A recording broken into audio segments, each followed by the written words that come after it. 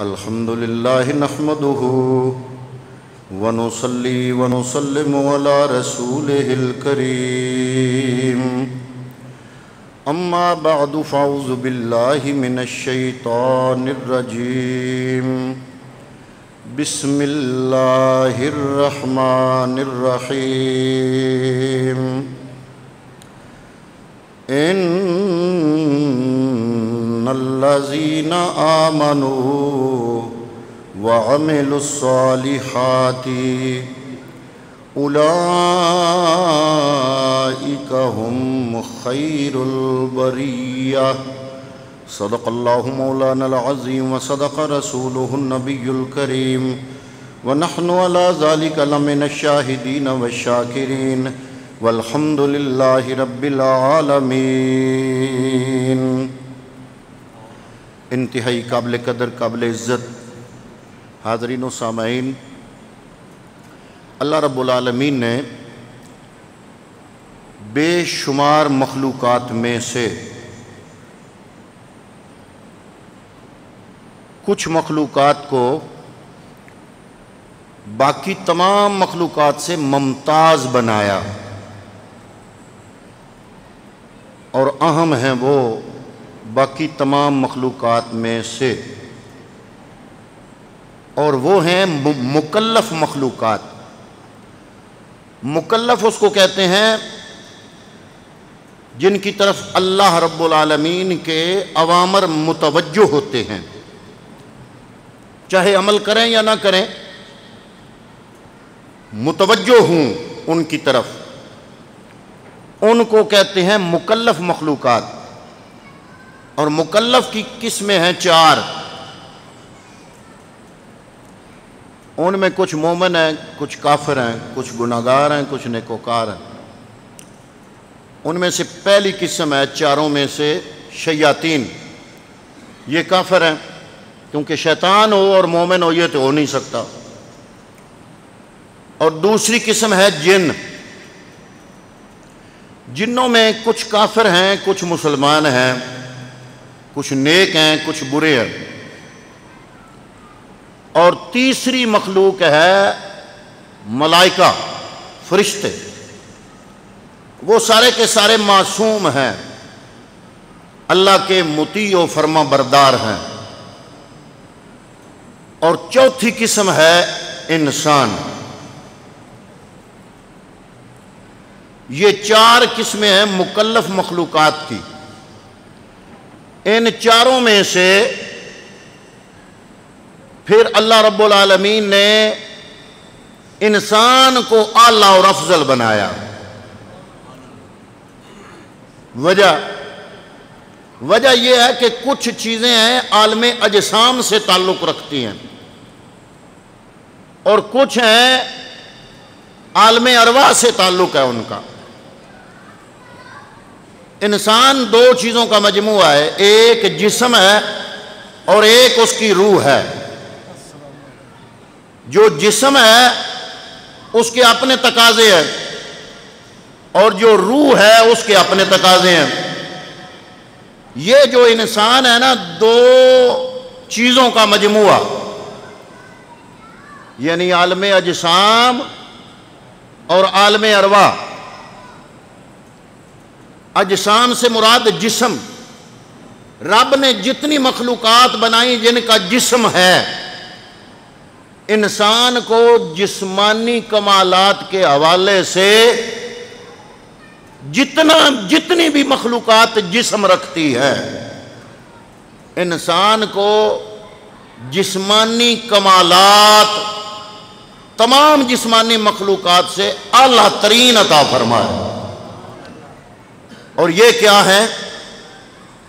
جسمانی کمالات کا حامل ہے انسان۔ اور دوسرا پہلو ہے روحانی۔ فرشتے بھی روحانی ہیں، لیکن فرشتوں سے بھی جو انسان اپنے نفس کو قابو کرتا ہے تو رب العالمین اس کو روحانی کمالات عطا فرماتا ہے۔ اب میں جیسے عرض کر رہا ہوں کہ مخلوقات ساری، ان میں سے اہم ترین مکلف کی قسمیں 4: شیاطین، جن، ملائکہ، انسان۔ ان میں سے انسان اعلیٰ۔ کیوں اعلیٰ؟ اس لیے کہ عالم اجسام کے کمالات بھی اس میں اور عالم روحانیات کے کمالات بھی اس میں۔ ان دو کمالات کا مجموعہ ہونے کی وجہ سے رب العالمین نے اس کو اشرف المخلوقات بنا دیا۔ ملائکہ نے یہی تو اعتراض کیا تھا نا پہلے دن، جب اللہ نے فرمایا میں اپنا نائب بنانے والا ہوں۔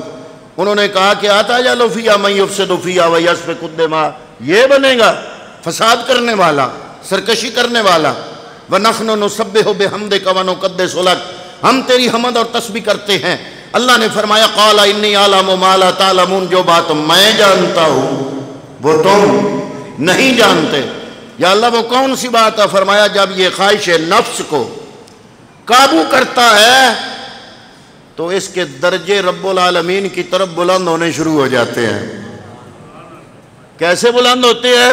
كنت سمع الذي يسمع به، كنت بصر الذي يبصر به، كنت يد التي يبطش بها، كنت رجل التي يمشي بها۔ میں اس کی قوت گویائی بن جاتا ہوں، میں اس کی قوت بصارت بن جاتا ہوں، میں اس کے ہاتھ بن جاتا ہوں، میں اس کے پاؤں بن جاتا ہوں۔ پھر آگے الفاظ یہ بھی ہیں کہ كنت لسان الذي ينطق به، زبان اس کی ہوتی ہے، قوت گویائی میں ہوتا ہوں۔ كنت فؤادہ الذی یعقل بہ، یہ دل و دماغ تو اس کا ہے لیکن سوچنے کی قوت میں بن جاتا ہوں۔ وہ گویا ہوتا تو بندہ ہے لیکن مظہر صفات خدا بن جاتا ہے۔ اللہ کی صفات کا اظہار اس بندے سے ہونا شروع ہو جاتا ہے۔ پھر جوں وہ اللہ کی اطاعت میں، اس کی تابع فرمانی میں کامل بنتا چلا جاتا ہے، اللہ رب العالمین روحانیت کے میدان میں اس کے درجے بڑھاتا چلا جاتا ہے، درجے بڑھتے چلے جاتے ہیں۔ انہی ہستیوں میں سے یہ جو ہستیاں حضور غوث اعظم شیخ عبد القادر جیلانی نے فرمایا تھا، بات سننے والی ہے کہ اللہ کی شان ہے کہ اللہ کہے کن تو فیکون ہو جاتا ہے۔ بندہ کبھی کبھی ایسے مقام پہ پہنچتا ہے کہ رب اعلان کرتا ہے اے بندے یہ شان تو میری تھی کہ میں کن کروں، فیکون وہ ہو جاتا ہے، لیکن تم میری اطاعت اور اتباع میں اتنے کامل بن گئے کہ میں نے وہ شان تمہیں بھی عطا کر دی، تم کن کہتے جاؤ، فیکون کائنات سے میں کراتا جاؤں گا۔ انہی ہستیوں میں سے حضور غوث سمدانی شیخ عبد القادر جیلانی کا اگلا جملہ بڑا ہوا اس کی وضاحت کرنے والا ہے۔ فرماتے ہیں بندے پہ 3 موتیں طاری ہو جائیں نا تو بندہ اس مقام پہ پہنچ جاتا ہے۔ زندہ بندے پہ 3 موتیں؟ ہاں۔ فرمایا موت نفس، موت ارادہ، موت ہوا۔ نفس کی موت، ارادے کی اس کے سامنے موت۔ جسم بندے کا ہو، مرضی اس کی ہو، دل بندے کا ہو، بستہ وہ ہو، یہ دل و دماغ ہو بندے کا، شعور ہو بندے کا، رہتا وہ ہو اس شعور میں، اس دل و دماغ میں۔ تو فرمایا موت ہوا، ہوائے نفس، 2 آنکھوں والی ہا، یہ موت ہوا، موت ارادہ، موت نفس، یہ 3 موتیں بندہ اپنے آپ پہ طاری کر دے تو کیا ہوتا ہے؟ رب کا اعلان ہوتا ہے من کان للہ کان اللہ لہو۔ ارے اس نے اپنے جسم پہ اپنی مرضی نہیں چلائی، رب کی مرضی چلائی، یہ اللہ کا ہو گیا، اللہ اس کا ہو گیا۔ ان ہستیوں میں سے ایک ہستی ہے جن کا نام ہے علی، کنیت ہے ابوالحسن، اور باپ کا نام ہے عثمان۔ علی بن عثمان، جن کو ہم داتا گنج بخش کہتے ہیں، 400 ہجری میں غزنی شہر میں پیدا ہوئے، 431 ہجری میں لاہور تشریف لائے، اور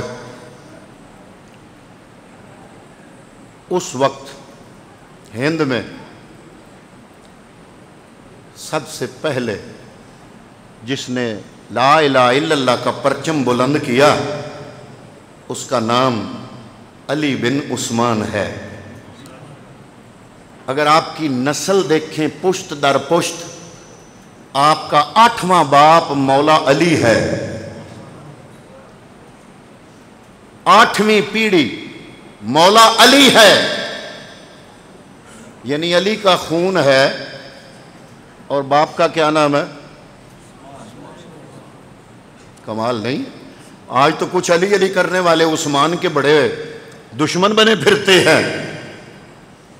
یہ کمال نہیں ہے کہ مولا علی کا 8واں بیٹا، نام اس کا بھی علی اور باپ کا نام عثمان بن علی۔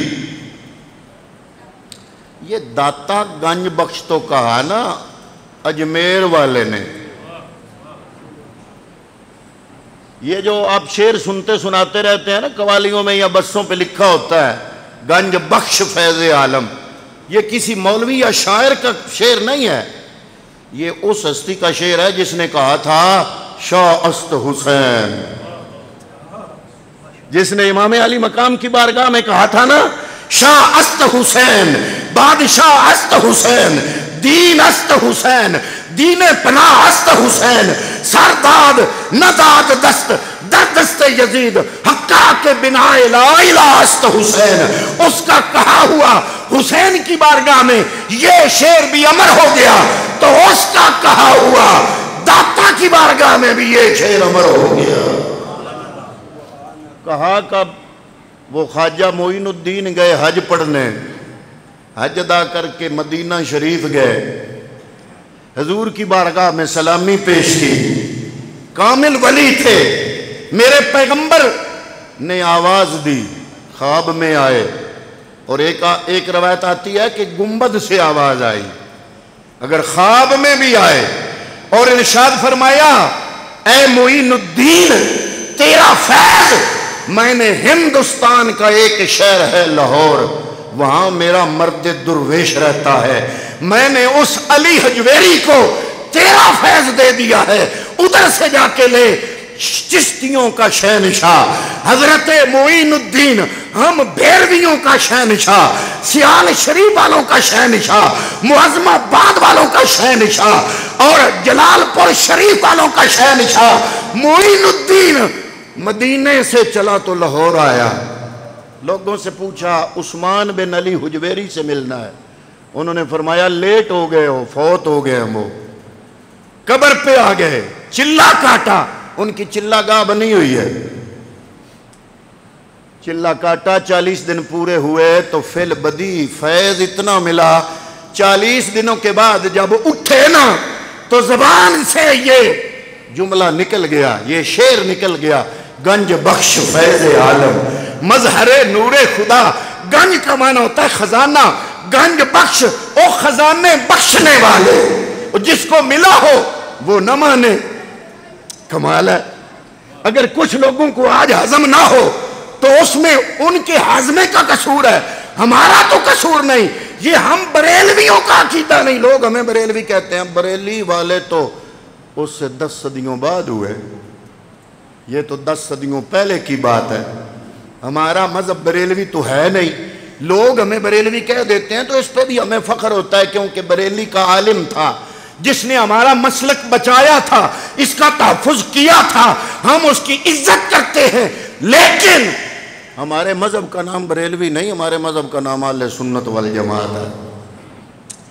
تو جب بریلی شہری پتہ نہیں تھا یا نہیں تھا، تو خواجہ معین الدین علی بن عثمان الحجویری کے روزے سے آپ کی قبر انور سے چلہ کاٹنے کے بعد اٹھے تو کچھ ملا تھا، تو جن کو ملا اس نے مانا، اس نے کہہ دیا گنج بخش فیض عالم، عالم کا فیض ہے تو، گنج بخش فیض عالم، مظہر نور خود، اللہ کے نور کا اظہار تجھ سے ہوتا ہے۔ مظہر نور خدا، ناقصاں را پیر کامل، ناقصوں کے لیے پیر کامل ہو، کاملاں رہنما، کاملوں کے لیے تم رہنما ہو۔ مجدد الافسانی کا نام کوئی چھوٹا ہے؟ بڑے بڑے لوگ نام لیتے ہیں ان کا، اہل حدیث ان کا نام ادب سے لیتے ہیں، کہتے ہیں کہ اس ہند میں وہ ہمارے استاد ہیں، دیوبندی ان کا نام عزت سے لیتے ہیں۔ بھلا مجدد الافسانی سے پوچھو ولایت کہاں سے ملی؟ انہوں نے کہا علی حجویری، علی بن عثمان حجویری کے قبر پہ چلا کاٹا تو رب نے مجھے بھی فیض عطا فرما دیا۔ کوئی چھوٹی چھوٹی ہستیاں ہیں جنہوں نے فیض لیا تھا، عثمان بن علی سے، علی بن عثمان سے، داتا علی حجویری سے۔ پھر جب یہ مرد درویش لاہور میں آیا تو ہندو تھے، آریہ تھے، سکھ تھے، عیسائی تھے، مسلمان تو کوئی نہ تھا۔ اپنے عمل سے، اخلاق سے، اپنے برتاؤ سے، اپنے لائف سٹائل سے، اپنے طرز زندگی سے لوگوں کو اپنے قریب کیا۔ جو پاس آتا گرویدہ ہوتا چلا جاتا۔ تو آج سے 10 صدیاں پہلے کا جو لاہور تھا، اس کا گورنر تھا راجو رائے، ہندو تھا۔ علی بن عثمان الحجویری جب لاہور آئے تو جس جگہ آپ کا مزار ہے یہ اونچا ٹیلا تھا، ٹبا تھا، اس پہ ڈیرا ڈالا۔ لوگ آ رہے ہیں، خلقت بڑھ رہی ہے۔ وہ راجو رائے نے کہا کہ بندے کھینچے چلے جا رہے ہیں، میں بھی جا کے دیکھوں تو صحیح۔ گیا، پھر آیا نہیں، پھر اپنا ہاتھ دے دیا، داتا صاحب کے ہاتھ پہ ہاتھ دیا۔ آپ نے کلمہ پڑھایا تھا تو راجو رائے لاہور کا گورنر 10 صدیاں پہلے کا، داتا صاحب نے مسلمان بھی کیا، ولی بھی بنایا، نام رکھا شیخ ہندی۔ کیا نام رکھا؟ شیخ ہندی کا مزار، قبر آج بھی داتا صاحب کے احاطے میں موجود ہے۔ یہ وہ ولی ہے جو ہندو تھا تو راجو رائے تھا، آج سے 10 صدیاں پہلے لاہور کا گورنر تھا۔ علی بن عثمان الحجویری کی خدمت میں آیا تو نہ صرف مسلمان ہوا، ولی کامل بن گیا۔ لقب دیا شیخ ہندی۔ شیخ ہندی کا کتبہ اس بندے کی قبر پہ آج بھی داتا صاحب کے احاطے میں لگا ہوا ہے۔ داتا صاحب کا بڑا مشہور فرمان ہے، فرماتے ہیں الدنیا یوم لنا فیہ صوم، دنیا ہمارے لیے دن ہے، دن، اور دن میں اللہ کا بندہ روزے سے ہوتا ہے۔ فرمایا یہ رب کی دنیا دن ہے اور میں روزے سے ہوں۔ یہ رب کی دنیا دہاڑ ہے، دہاڑ، دن ہے، میں روزے سے ہوں۔ حضرات محترم، عام لوگوں نے کیا فیض نہ لینا تھا، بلکہ جو خاص تھے، خاص ان کو مقام قرب ملا۔ اور ہم جو چشتی، سیالوی، بھیروی، معظمی، جلال پوری، ہمارے جو دادا پیر ہیں نا معین الدین، ان کے پیر ہیں داتا علی حجویری۔ گویا کہ اجمیر میں بھی فیض لاہور سے گیا۔ خواجہ معین الدین چشتی اجمیری کا کوئی چھوٹا مقام نہیں، ان کو فیض اس مرد درویش نے دیا۔ آپ جاہل نہیں تھے، عالم تھے، قرآن کے عالم تھے۔ آپ نے ایک عمر گزاری علم دین حاصل کرنے میں، حدیث اور قرآن کا علم پڑھا، اور آپ کی کتابیں کافی ہیں آپ کی۔ جو کشف المحجوب کتاب ہے، اس کے بارے میں علماء فرماتے ہیں جس کو مرشد نہ مل رہا ہو وہ کشف المحجوب مطالعہ کرے، تو جو کام مرشد کرتا ہے وہ کام یہ کتاب کر دے گی۔ اس کتاب میں آپ نے معاشرتی آداب بتائے ہیں، کوئی لمبی چوڑی آپ نے عبادات کا ذکر نہیں کیا، زندگی گزارنے کا سہل طریقہ کشف المحجوب میں آپ نے ڈسکس فرمایا۔ اور آپ نے فرمایا کہ لوگ پوچھتے ہیں نا تصوف کیا ہے، فرماتے ہیں تصوف ہے 8 چیزوں پر مبنی۔ اگر ان 8 چیزوں پر عمل ہو جائے تو 8 پیغمبروں کی سیرت پہ عمل ہو جاتا ہے۔ جب 8 پیغمبروں کی سیرت پہ عمل ہو جائے تو پھر بندہ ولی کامل بن جاتا ہے۔ آپ مزید وضاحت فرماتے ہیں کشف المحجوب کے، میں اقتباسات آپ کے سامنے مختصر پیش کرنا چاہوں گا۔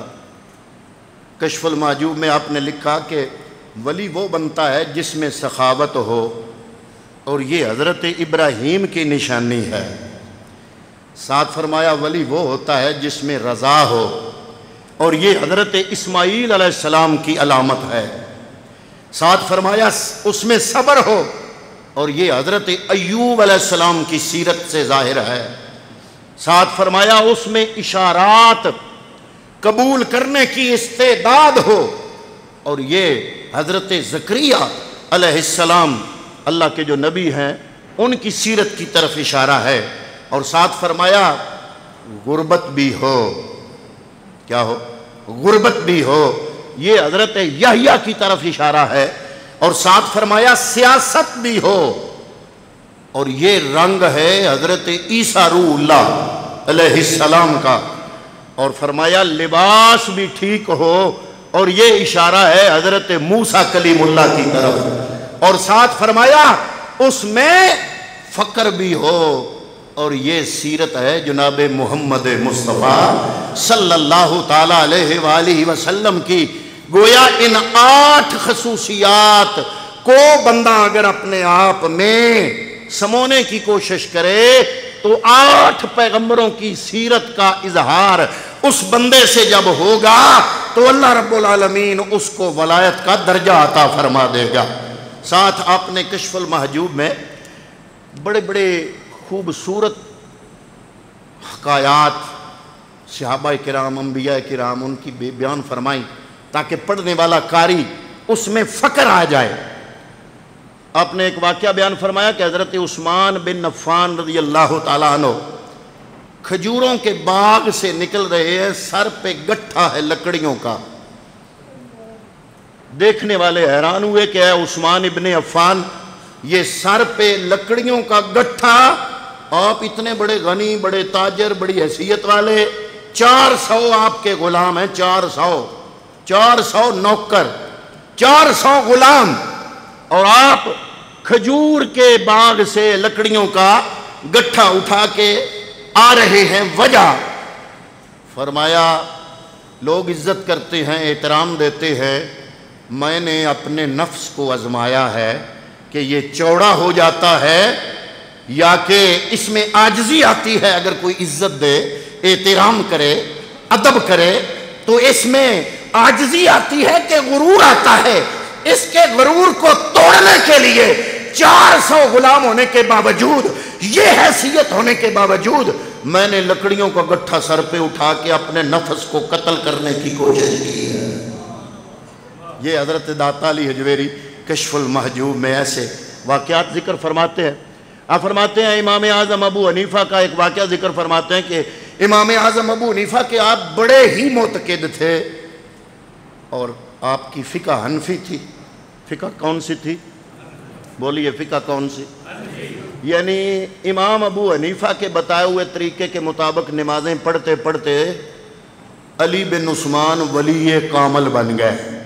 تو پتہ چلا کہ اللہ کے ہاں نماز کا طریقہ، روزے کا طریقہ، عبادات کا طریقہ جو امام ابو حنیفہ نے بتایا ہے، اگر غیر مقبول ہوتا تو اس طریقے پر عمل کرنے والا کوئی بندہ بھی ولی، اگر اس طریقے پر فقہ حنفی پر عمل کر کے لوگ اللہ کے ولی بن گئے تو یہ نشانی نہیں ہے کہ اللہ کے ہاں نمازیں پڑھنے کا یہ طریقہ مردود نہیں بلکہ مقبول ہے۔ امام ابو حنیفہ کے بڑے معتقد تھے اور روحانیت کے حوالے سے سلسلہ جنیدیہ سے تعلق رکھتے تھے۔ حضرت جنید بغدادی سے بڑے متاثر تھے۔ حضرت جنید بغدادی کے واقعات بڑے لکھے، اور امام اعظم ابو حنیفہ کا لکھا کہ امام ابو حنیفہ نے بیان فرمایا کہ ایک دفعہ مجھے خواب آیا۔ یہ اس وقت کی بات ہے کہ جب حضرت نوفل بن حبان ان کا انتقال ہوا، تو امام ابو حنیفہ فرماتے ہیں ان کے انتقال کے دن رات کو میں سویا تو مجھے خواب آیا کہ کائنات کے تاجدار جناب مصطفیٰ کریم کی کچہری لگی ہے۔ دل میں یہ وسوسہ تھا کہ نوفل بن حبان کا پتہ نہیں مقام کیا ہے،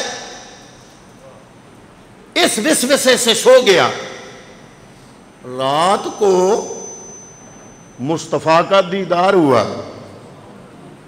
اور آپ کے دائیں طرف ایک خوبصورت بڑی نورانی شکل خوبصورت ہستی ہے، اس نے چہرہ حضور نبی کریم کے چہرے پہ رکھا ہوا ہے اور فرماتے ہیں بائیں طرف ابو بکر صدیق ہیں اور سامنے حضرت نوفل بن حبان کھڑے ہیں۔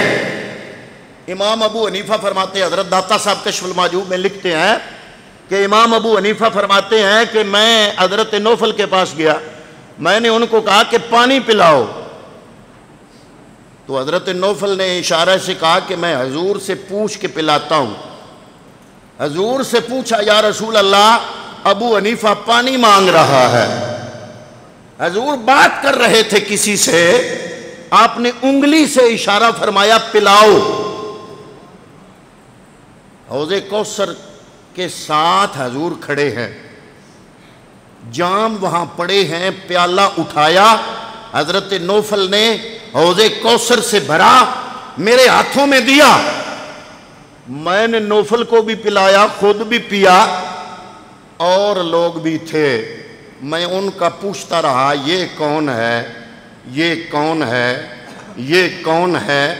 امام ابو حنیفہ فرماتے ہیں، روایت داتا صاحب لکھ رہے ہیں، آپ فرما رہے ہیں کہ میں پوچھتا رہا اور انگلیوں پہ گنتا رہا، 17 بندوں کا میں نے پوچھا، 17 بندوں کا پوچھا۔ فرمایا جب امام ابو حنیفہ فرماتے ہیں جب میں بیدار ہوا تو میری انگلی 17ویں پورے پر تھی۔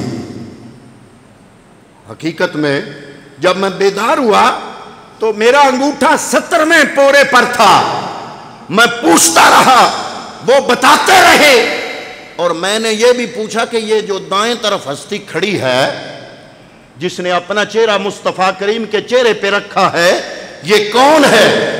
تو انہوں نے فرمایا یہ اللہ کے پیغمبر حضرت ابراہیم علیہ السلام ہے۔ اور یہ کون ہے؟ یہ ابو بکر ہے۔ یہ کون ہے؟ یہ عمر ہیں۔ یہ 17 لوگوں کا پوچھا اور میں نے سب کو پانی پلایا، اور امام ابو حنیفہ فرماتے ہیں پلاتا رہا لیکن پیالے سے پانی کم نہیں ہوگا۔ آپ ایک واقعہ لکھتے ہیں کہ ایک بادشاہ نے ایک مرد درویش سے کہا کہ مجھ سے کچھ مانگو، تو وہ مرد درویش کہتا ہے کہ میں غلاموں سے کچھ نہیں مانگتا، میں غلاموں سے۔ بادشاہ نے کہا کہ وضاحت کرو، میں تو بادشاہ ہوں، میں غلام تو نہیں ہوں کسی کا، میں نے آپ سے کہا مجھ سے کچھ مانگو، آپ کہتے ہیں میں غلاموں سے کچھ نہیں مانگتا، اس کی وضاحت کریں غلام کون؟ آپ نے فرمایا ہرس اور ہوس میرے غلام ہیں۔ ہائے ہائے ہائے ہائے، آپ جملے کی گہرائی میں نہیں پہنچے۔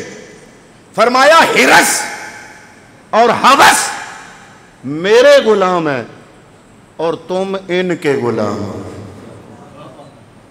ہرس اور ہوس فرمایا میرے غلام ہیں، ساری زندگی نہ ہرس کی نہ ہوس کی، یہ میرے غلام ہیں، اور اے بادشاہ جو میرے غلام ہیں تم ان کے غلام ہو۔